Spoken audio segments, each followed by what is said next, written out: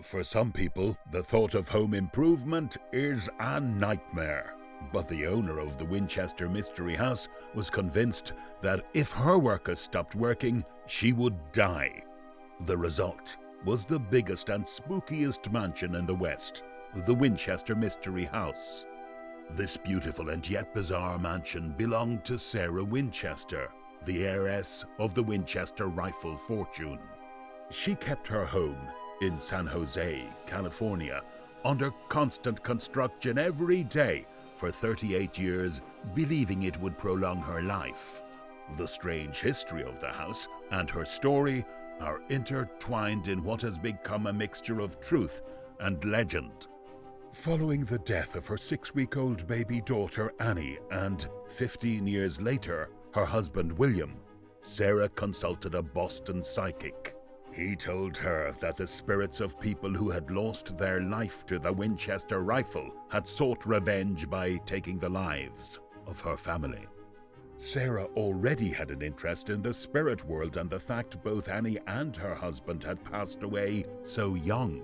William was just 43 years old, and their funerals were marked by violent storms must have made it easy for her to accept paranormal causes. The psychic, supposedly having made contact with William, announced that the only way she could escape her own death was to leave New Haven, travel west, buy a house, and continuously build rooms on it to the direction of these vengeful spirits, and so provide them a final resting place.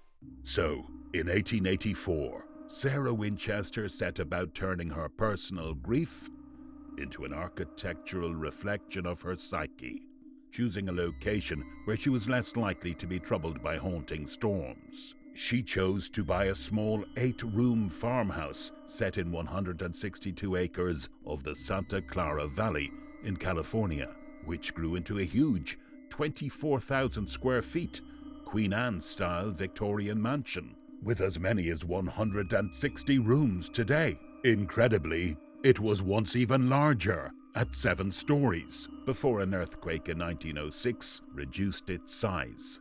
A sprawling puzzle of a house with as many as 10,000 windows, 2,000 doors, 52 skylights, 47 fireplaces, 40 staircases, 13 bathrooms, 6 kitchens, as well as 3 elevators.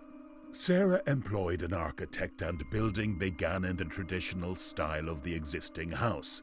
But rumor soon went about the farming community that the architect had been replaced by Sarah Winchester herself. The style of the house wasn't about to change, but its size definitely was. Every night, at midnight, Sarah would invite spirits to converse with her in the seance room and to instruct her where to build the next day. The spirits informed her that all would be well so long as the sound of hammers never stopped.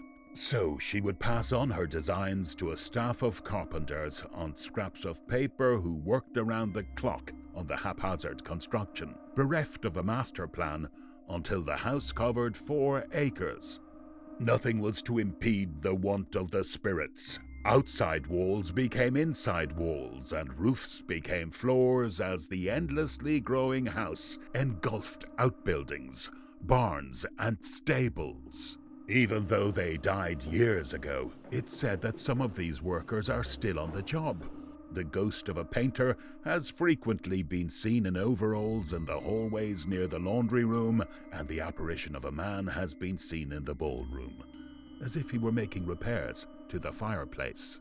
The mansion is a confusing maze of rooms and corridors, more akin to a theme park construction than the whim of an eccentric owner. It must have been a frightening experience for new servants who lost their way. This is the creepiest staircase in the house. You'll take 44 steps, make 7 complete turns, and travel over 100 feet, only to find yourself on the floor below, just 9 feet away.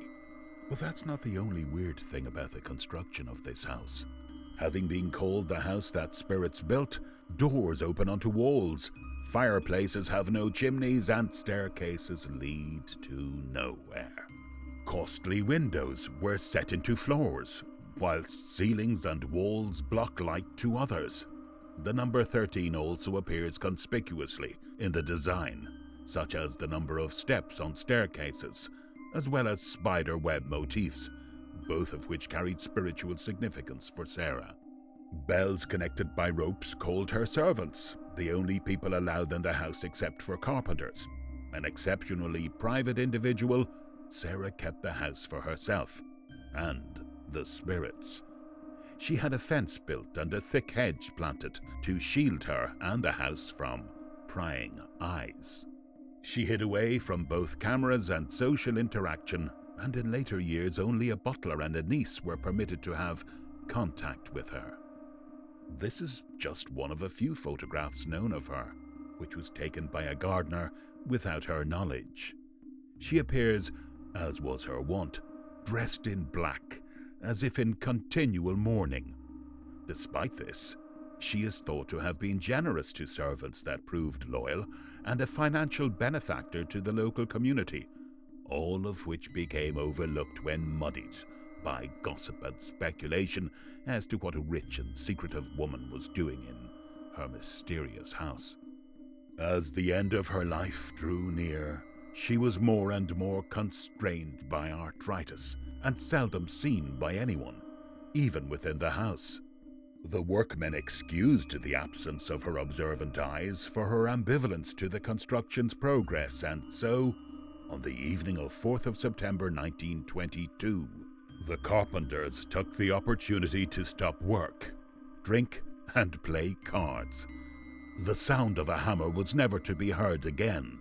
The very next day, her niece found her now 82-year-old aunt in one of the mansion's bedrooms, having passed away quietly during the night. Whether truthful or the result of gossip feeding the creation of myths, the story of her passing certainly befits the house's legend.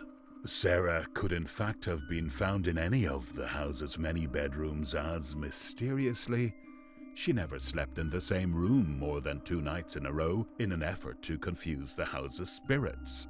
Now, Sarah's spirit is also said to haunt its confusing maze of rooms and corridors as an integral part of the enigma that is her Mystery House.